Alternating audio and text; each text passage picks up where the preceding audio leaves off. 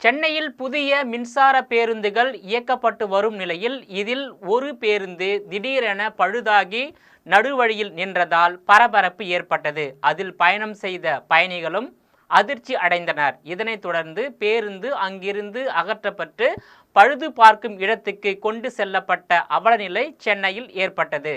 சென்னையில் புதிதாக அறிமுகம் செய்யப்பட்டுள்ள எம்டிசி மின்சார பேருந்து 2வது நாளிலேயே பழுதாகி நின்றதால் பயணிகளும் பொதுமக்களும் அதிர்ச்சி அடைந்து உள்ளனர். போக்குவரத்து நெரிசல் நிறைந்த சென்னை ஸ்டான்லி அரசு மருத்துவமனை அருகே மின்ட் பகுதியில் இந்த சம்பவம் நடந்தது. இதனால் அப்பகுதியில் போக்குவரத்து நெரிசலும் ஏற்பட்டது. தொழில்நுட்ப குழுவினரால் பேருந்தை அங்கேயே சரி செய்ய முடியவில்லை. அதனால் அருகில் இருந்த பணிமனைக்கு பேருந்து இழுத்து செல்லப்பட்டு இந்த சம்பவத்தில் ஓட்டுநர்களின் தயார் நிலை மற்றும் உதவி செய்வதற்கான கட்டமைப்பு வசதிகள் போதுமானதாக இல்லை என்பது தெரிய வந்துள்ளது. புதிய மின்சார பேருந்தில் இருந்த டிசி கன்வெர்ட்டர் பழுதானதே இந்த பிரச்சனைக்கு காரணம் என்றும் கூறப்படுகிறது. டிசி கன்வெர்ட்டர் என்பது பேருந்தில் இருக்கும் ஒரு சிறிய மின்மாற்றி போன்றது. இது பேட்டரியில் இருந்து வரும் அதிக மின் அழுத்தத்தை குறைத்து பேருந்தில் உள்ள மற்ற பாகங்கள் இயங்குவதற்கு தேவையான சக்தியை கொடுக்கிறது. இந்த கன்வெர்ட்டர் வேலை செய்யவில்லை என்றால் பேருந்து பீஸ் போனது போல எல்லா இயந்திரங்களுமே நின்றுவிடும். மோட்டார் விளக்குகள், டேஷ்போர்டு என எதுவும் செயல்படாத நிலைக்கு தள்ளப்படும்.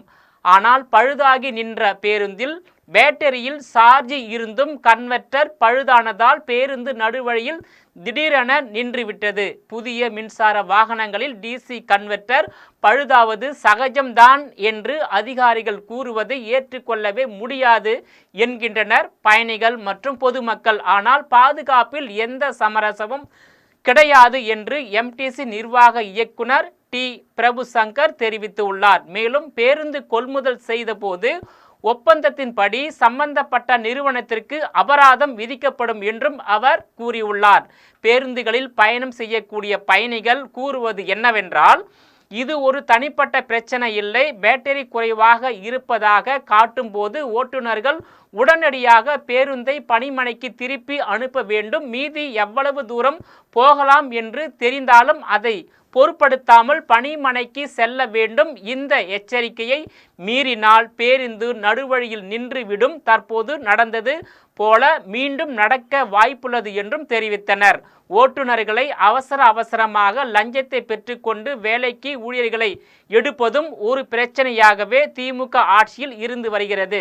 சில ஓட்டுநர்களுக்கு 6 மாதம் பயிற்சி மட்டுமே கொடுக்கப்பட்டு லஞ்சத்தை பெற்றுக்கொண்டு பணியில் அமர்த்தப்படுகிறார்கள். இதனால் தொழில்நுட்ப கோளாறுகள் ஏற்படுவது சகஜமாகி வருகிறது. பேருந்துகளில் தொழில்நுட்ப கோளாறுகள் ஏற்படும் போது அவர்களால் திறமையாக கையாள முடியவில்லை என்பதையும் பயணிகள் தெரிவித்து உள்ளனர்.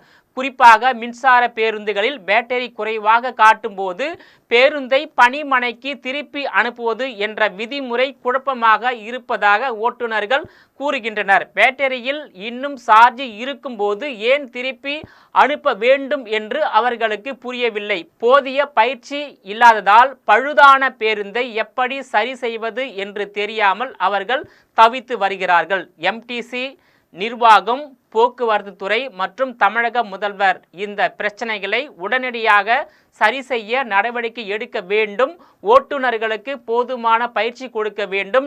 டிசி கன்வெர்ட்டர் போன்ற முக்கியமான பாகங்கள் பழுதாகாமல் இருக்க உரிய நடவடிக்கை எடுக்க வேண்டும். அப்போதுதான் மின்சார பேருந்து சேவை மக்களுக்கு பயனுள்ளதாக இருக்கும். புதிய மின்சார பேருந்து வாங்கிய சில நாட்களிலேயே பழுதானது ஒரு கவலைக்குரிய விஷயமாக பார்க்கப்படுகிறது.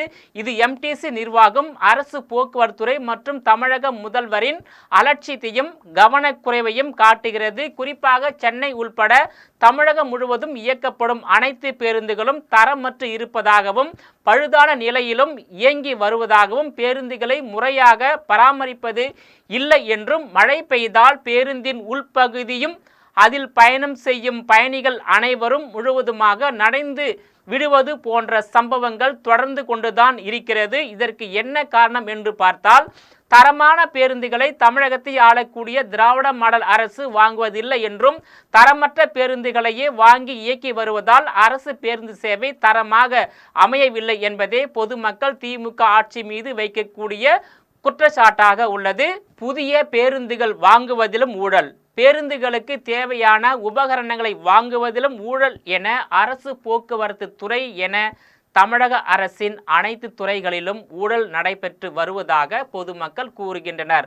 ஆனால் இனி வரும் காலங்களில் போக்குவரத்து சேவையில் இது போன்ற சம்பவங்கள் நடக்காமல் இருக்க உரிய நடவடிக்கை எடுக்க வேண்டும் என்பதே அனைவரின் எதிர்பார்ப்பாக உள்ளது. ஆனால் பொதுமக்கள் எப்படி பாதிக்கப்பட்டாலும் தமிழகத்தை ஆளக்கூடிய திமுக ஆட்சியாளர்கள் ஒருபோதும் கண்டுகொள்ள மாட்டார்கள் என்பதுதான் நிதர்சனமான உண்மை. 5 ஆண்டுகள் ஆட்சி நம் கையில் உள்ளது. இந்த 5 ஆண்டுகளில் எப்படியெல்லாம் தமிழக அரசாங்கத்தில் உள்ள அனைத்து துறைகளிலும் ஊழல் செய்து மக்களின் வரிப்பணத்தை கொள்ளை அடிக்கலாம் என்பதிலேயே குறியாக இருந்து ஆட்சி செய்யக்கூடிய திமுக அரசு தமிழர்களின் நலனை பற்றி ஒருபோதும் கவலைப்படாது என்பதை யாராலும் மறுக்கவும் முடியாது.